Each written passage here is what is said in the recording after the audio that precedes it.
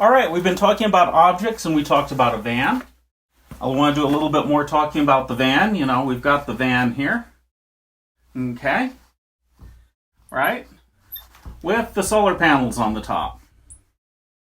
And we talked a little bit about the fact that you have a power curve that you receive energy from those solar panels that depends on the sun and looks something like that.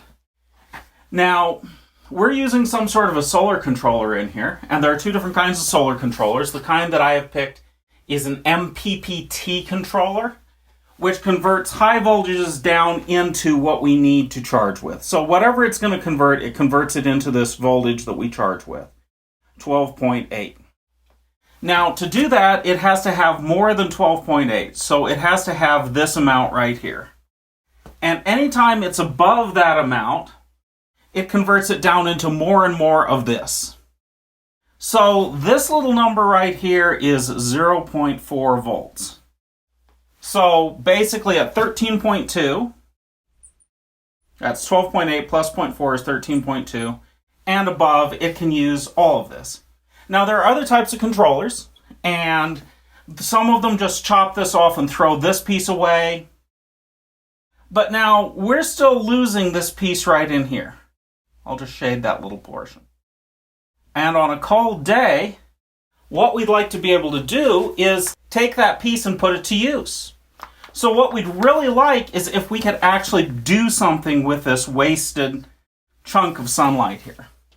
Now remember, our batteries are down underneath and we need to heat them on a cold day. And we have a heater up here that we can turn on and we can heat them. Now that's a big heater. It's 5 kilowatt of heat that it produces. So yeah, we can heat up the batteries. We can heat them up pretty quickly.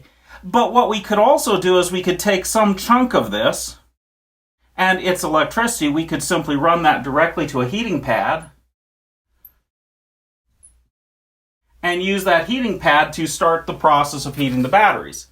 And it turns out that most days when the sun comes up, there's enough energy right here in whatever it is in this heating pad to heat the batteries before you ever have to turn on the heater and use up diesel to heat the batteries.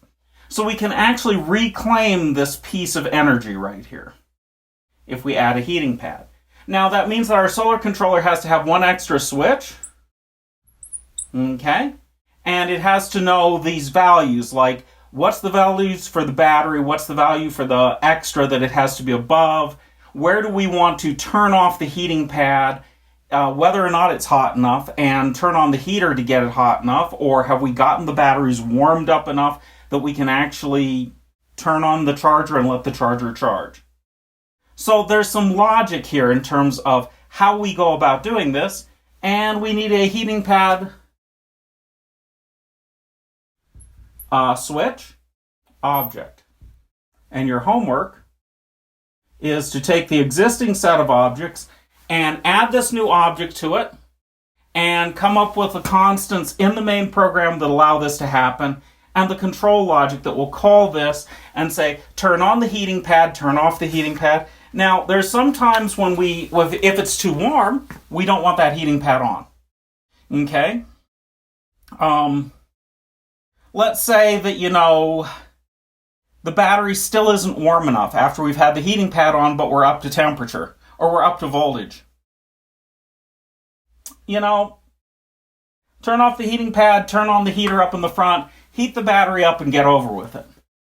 So there's some extra logic, and I've provided you with everything except this class. There are other classes you can copy from.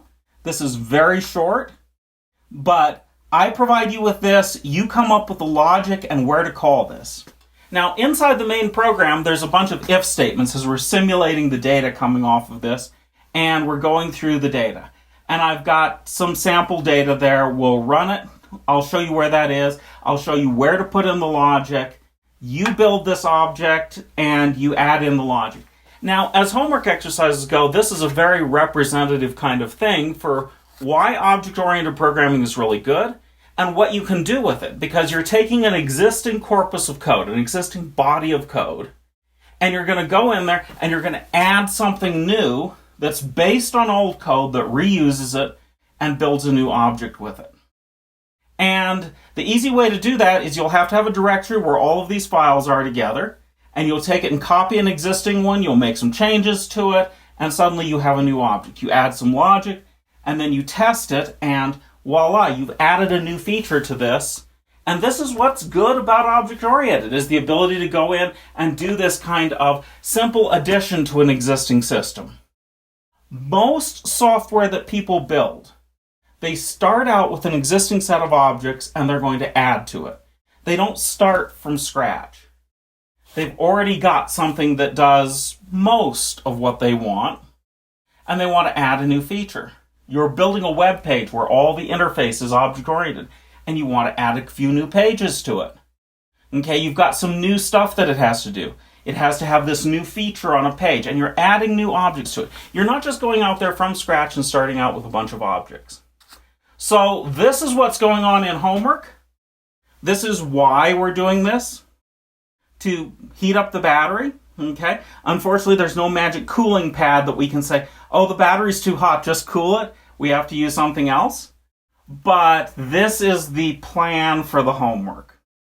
And we will, at this point, go and take a look at the files, take a look at this in some detail, so you can see where this is going to fit in. And I'm thinking for the homework due in about a week. Now, there's one more subject that I'm going to cover in the next lecture, which is about operators. But that's the kind of coverage of Python, is, the functions, the operators, and the ifs. There's some things we haven't covered in Python. There's more information in the book. Certainly there's an entire section in the book on building web pages with Python that's very good. Okay, I leave that up to you. We are going to go on to talking about machine learning and how machine learning works and examples of machine learning working. But in between the objects and the machine learning, I'm going to cover a little bit about all the operators that we left out. I wouldn't say all, most of the operators that we left out. So you're at least exposed and familiar with, here's the operators that I could use. And to do that, we're going to have to talk about how the computer actually works. But before I get off the subject of objects, I want to talk about one of the most common uses of objects, which is taking objects and building them into data structures. And the kind of class and data structure we're going to be talking about is a tree. So I want to erase this and draw you some diagrams of a tree. And we're going to do the magic time travel here. I'll be back when this is clean. We're going to draw some trees.